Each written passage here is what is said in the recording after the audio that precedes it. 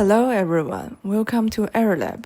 In this video, I will show you how to use the Explore feature to turn a massing model into a rendered visualization. First, go to Concept and select the Explore function.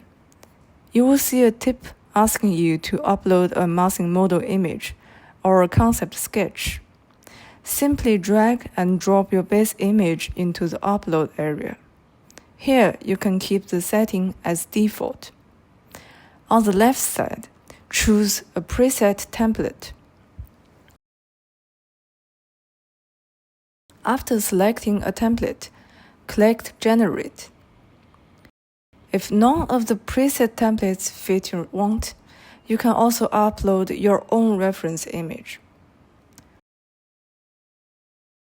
After a short wait, your image will be generated.